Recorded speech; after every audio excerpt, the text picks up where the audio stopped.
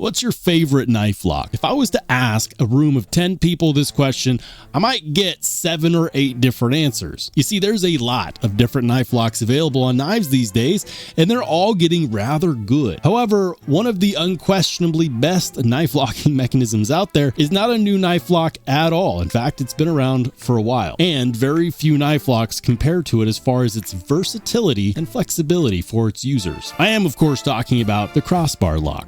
Which is why what we have in our hands today is a brand new knife from our friends over at Remette, and it's their very first knife using a crossbar lock. Let's talk shop on the Remet RT Aurora. How's it going, everybody? If you're new here, welcome in, and if you've been here before, smash the like button on the way in. I'm Rollshambo, the connoisseur and collector of all things sharp and shiny, and today I'm excited because we've got the first ever crossbar style lock knife from our friends over at Remette, and a gigantic shout out and a thank you to them for providing this for review. The moment I saw that they had that these were released with a new lock system to Remette, I wanted to check it out because I'm always interested in seeing companies try something new. Get out of the comfort zone. Don't do the same thing because the same thing can get boring, but one thing's for certain, nothing Remette does is boring. And I know you didn't see me get this knife out of the box. I don't really do a whole lot of knife unboxings because I'm like a child. Every time a knife comes in, I have to get it out and put it in my pocket and carry it and cut with it and do all sorts of things with it on social media. And then I come back here and tell you all about it. So yes, I like the Remet RT Aurora, and that's what this is called. It's the Remet RT Aurora. And something that I think is really cool about this model is that they really tried to cover everybody. If you don't like the yellow carbon fiber, they have 2 other premium versions in a 2-tone purple and black carbon fiber, as well as in a raindrop carbon fiber, which kind of looks a little bit like the camo carbon fiber dune setup. I don't know. That's neither here nor there. My point is that they have options. That's nice. That's nice. But what about everything else? What's the damage on this guy? What's it made of? Well, on the premium variants that come in titanium and carbon fiber, they're also going to sport a 3.35 inch M390 blade that is hollow ground. Yeah, did you catch that? Is that what they call a non-concentric hollow grind? I believe so. And I should have known right off the bat because this cuts like a dream. I put this through some scrap cardboard just to test the edge to see how good the factory edge really was, and it did not let me down. It gets nice and thin there behind the edge and allows it to glide through the cardboard with absolute ease. Cardboard's a great cut test material because it will bind up on a blade that is too thick behind the edge, and if that edge isn't sharp, it's going to tear instead of cut, and in this case, it sliced through all the material beautifully.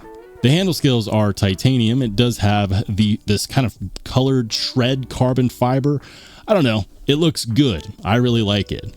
It has the crossbar style lock, and in the similar fashion that we've been seeing a lot these days from other companies, it is an adjustable crossbar style lock. That means that if you pop the scales on here, you can actually take the Omega springs and make the crossbar itself stiffer or lighter to your preference by putting it in those little holes right there.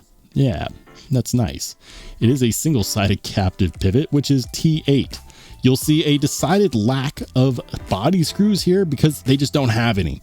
You've got a T6 pocket clip screw on one side and then a T6 screw, which you could call a body screw, I guess.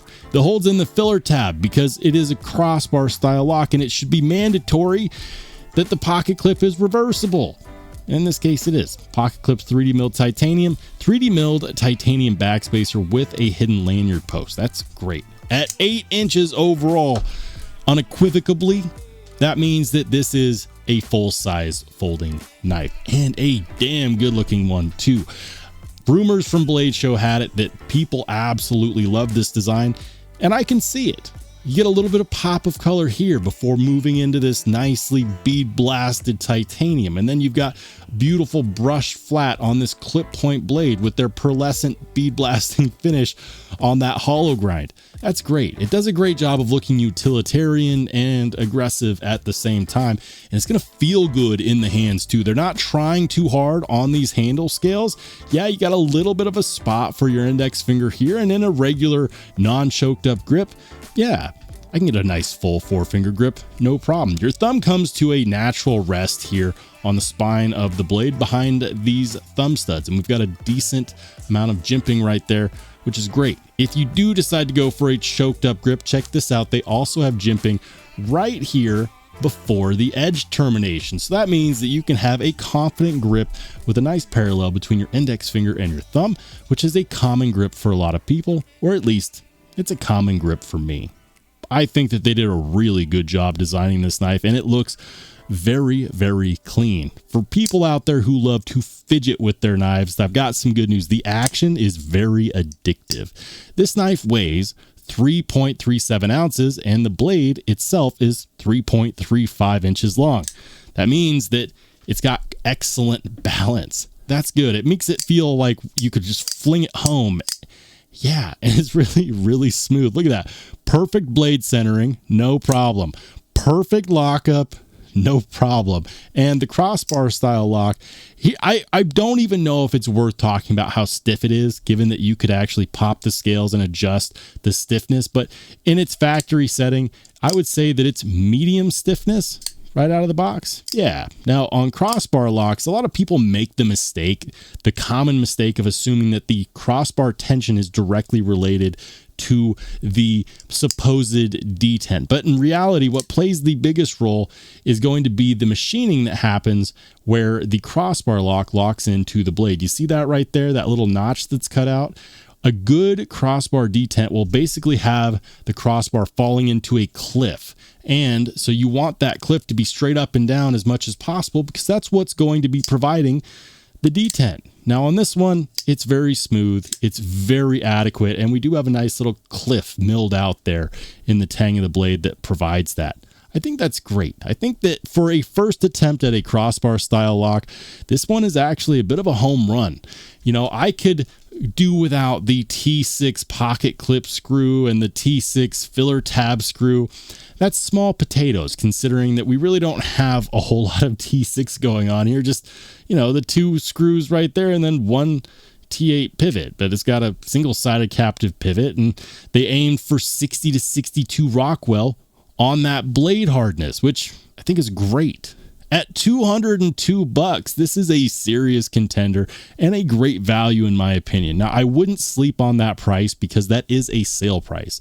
I may have mentioned this before, but Remette almost always puts new releases on sale for a short amount of time, and then after they go through initial stock, they will typically take that price back up. So the after sale price is going to be around $240, but right now they are on sale and currently available, I believe, in all variations for just over $200. For just over $200, this is going to be competing with the Kaisers and the Kubis and the Vostids of the world. And I'm really excited to see Remette maturing as a knife company. A design like this is not outlandish, but it still stands out.